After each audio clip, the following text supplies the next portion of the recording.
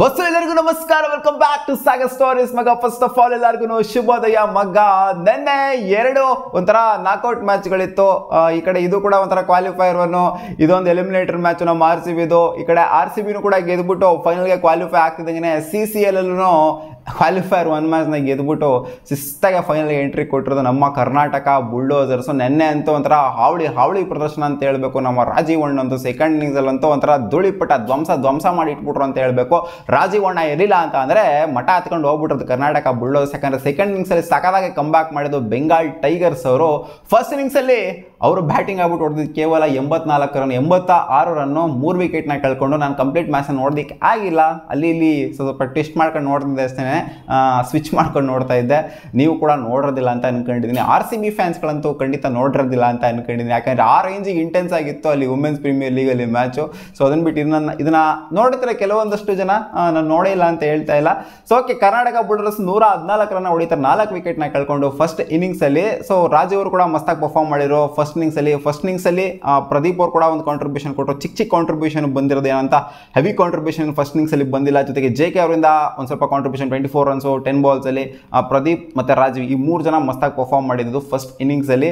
114 run ಹೊಡೆದ್ಬಿಟ್ಟು ಒಂದು ಸ್ವಲ್ಪ ಲೀಡ್ನ ತೊಗೊಂತು ಅಂದರೆ ಫಸ್ಟ್ ಇನ್ನಿಂಗ್ಸಲ್ಲಿ ನಮ್ಮ ಕರ್ನಾಟಕ ಬುಲ್ಡೋಸರ್ಸ್. ಸೆಕೆಂಡ್ ಇನ್ನಿಂಗ್ಸಲ್ಲಿ ಬಂದ್ಬಿಟ್ಟು ಇಲ್ಲ ಆಗರೋ ನೀವೇನೋ ಲೇಟ್ ತೊಗೊಳೋದು, ನಮಗೂ ಕೂಡ ಮಸ್ತಾಗಿ ಮುಂದಕ್ಕೆ ಹೋಗಕ್ಕೆ ಬರುತ್ತೆ ಅಂತ 127 ರನ್ ಹೊಡೆದಿದ್ದು, 6 ವಿಕೆಟ್ನ ಕಳ್ಕೊಂಡು ಬೆಂಗಾಲ್ ಟೈಗರ್ಸ್. ಅವರಂತೂ ಮಸ್ತಾಗಿ ಆಡಿದ್ರು ಅಂತ ಹೇಳಬೇಕು ಸೆಕೆಂಡ್ ಇನ್ನಿಂಗ್ಸಲ್ಲಿ. ಸೊ ನಮಗೆ ಟಾರ್ಗೆಟ್ ಸಿಕ್ಕಿದ್ದು ಅರೌಂಡ್ 100 ರನ್ನು. ಸೊ ಈ 100 ರನ್ ಟಾರ್ಗೆಟ್ನ ಬೆನ್ನದಂತ ನಮ್ಮ ಕರ್ನಾಟಕ ಬುಲ್ಡೋಸರ್ಸು 9ನೇ ಓವರ್ ಎಂಡಲ್ಲಿ ಮ್ಯಾಚ್ನ ಮುಗಿಸಿದ್ರು. ಇದಕ್ಕೆ ಮೇನ್ ಕಾರಣರಾಗಿದ್ದು ರಾಜೀವ್ ಅಣ್ಣ ಅಂತ ಹೇಳಬೇಕು. ಜೊತೆಗೆ JK ಅವರ ಪರ್ಫಾರ್ಮೆನ್ಸ್ ಇಂದ ಫಸ್ಟ್ ಇನ್ನಿಂಗ್ಸಲ್ಲಿ ಬ್ಯಾಟಿಂದಾಗಲಿ ಬೌಲಿಂದಾಗಲಿ ಎರಡೂ ಕೂಡ ಮರೆಯಂಗಿಲ್ಲ. ಒಟ್ಟಿನಲ್ಲಿ ರಾಜೀವ್ ಅಣ್ಣ 2 ಇನ್ನಿಂಗ್ಸಲ್ಲೂ ಕೂಡ ಅಬ್ಬರಿಸಿರೋದು, ಎಸ್ಪೆಷಲಿ ಸೆಕೆಂಡ್ ಇನ್ನಿಂಗ್ಸಲ್ಲಿ ಅಬ್ಬರಿಸಲ್ಲ, ಕಡೆಯವರೆಗೂ ನಿಂತ್ಕೊಂಡು ಮ್ಯಾಚ್ನ ಮುಗಿಸಿದ್ರಲ್ಲ, ಇದು ಸಿಕ್ಕಾಪಟ್ಟೆ ಇಂಪಾರ್ಟೆಂಟ್ ಅಂತ ಹೇಳ್ಬೇಕು ಮಗ. ರಾಜೀವ್ ಅಣ್ಣ 40 ಜಸ್ಟ್ ಫ್ರಮ್ 14 ಬಾಲ್ ಹೊಡೆದಿದ್ದು ಸೆಕೆಂಡ್ ಇನ್ನಿಂಗ್ಸ್ ಅಲ್ಲಿ. ಇದಂತೂ ಒಂಥರ ಮೈಂಡ್ ಬ್ಲೋಯಿಂಗ್ ಆಗಿತ್ತು. 5 4 ಜೊತೆಗೆ 2 6ನ ಏರ್ಸಿದ್ರು.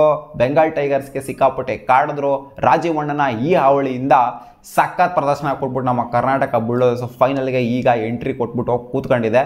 ಇನ್ನೇನು ಎಲಿಮಿನೇಟರ್ ಮ್ಯಾಚ್ ಇದೆ. ಎಲಿಮಿನೇಟರ್ ಮ್ಯಾಚ್ ಆದಮೇಲೆ ನೋಡಿಕೊಂಡು ಕ್ವಾಲಿಫೈ ಆಗಂತವ್ರ ನೋಡಿಕೊಂಡು ನಮ್ಮ ಕರ್ನಾಟಕ ಬುಲ್ಡೋಸರ್ಸ್ ಸ್ವಲ್ಪ ಪ್ರಿಪೇರ್ ಆಗಿಬಿಟ್ಟು ಫೈನಲ್ಸ್ನ ಆಡಬೇಕಾಗಿದೆ ಅಷ್ಟೇ. ಫೈನಲ್ಸ್ ಈ ಕಡೆ ನೋಡಿ, ಇದು ಫೈನಲ್ಸು ಅದು ಫೈನಲ್ಸು. 2 ಫೈನಲ್ಸ್ ಅವ್ರಿಗೆ ಗೆದ್ಬಿಡ್ತು ಅಂದರೆ ನಮಗೆ ಹಿಡಿಯೋಕ್ಕಂತೂ ಆಗೋದಿಲ್ಲ. ಇವೆರಡು ಗೆದ್ದಿರೋ ಕಾನ್ಫಿಡೆನ್ಸ್ ಏನಿದೆ ಅದು ನಮ್ಮ ಮೈನ್ RCB ಟೀಮ್ ಮೇಲೆ ಹೋಗುತ್ತೆ. ಎಕ್ಸ್ಪೆಕ್ಟೇಷನ್ ಇನ್ನೂ ವಿಪರೀತವಾಗುತ್ತೆ ಮೈನ್ RCB ಟೀಮ್ ಮೇಲೆ. ಹುಡುಗಿರೇ ಗೆದ್ದವ್ರೆ, ಇಲ್ಲಿ ಕರ್ನಾಟಕ ಬುಲ್ಡೋಸರ್ಸು ಗೆದ್ಬಿಟ್ರು, ಎಲ್ಲರೂ ಗೆದ್ಬಿಟ್ರು. ಈ ಸಲ RCBನೂ ಗೆದ್ಬಿಡುತ್ತೆ ಅನ್ನೋ ಹೋಪಲ್ಲಿ ನಾವು, ಅಂದರೆ ಮೈನ್ RCB ಟೀಮ್ IPL ಗೆದ್ಬಿಡುತ್ತೆ ಅನ್ನೋ ಒಂದು ಹೋಪಲ್ಲಿ ಉಟ್ಕೊಂಡ್ಬಿಡ್ತೀವಿ ನಾವು. ನೋಡೋಣ ಏನೇನಾಗುತ್ತೆ ಅಂತ. ಒಟ್ಟಲ್ಲಿ ನೆನ್ನೆ ಅಂತೂ ಒಂಥರ ಸೆಲೆಬ್ರೇಷನ್ ಅಂತೂ ವಿಪರೀತವಾಗಿತ್ತು Karnataka bulldozers. Last time final ಹೋಗೋಕ್ಕಾಗಿರಲಿಲ್ಲ. ಟಾಪ್ ಆಫ್ ದ ಟೇಬಲಲ್ಲಿ ಫಿನಿಶ್ ಮಾಡಿದ್ರು ಕೂಡ ಕಾಲೆತ್ಕೊಂಡ್ಬಿಟ್ರು, ಒಂದು ಪೊಸಿಷನ್ಗೆ ಬಂದ್ಬಿಟ್ಟು.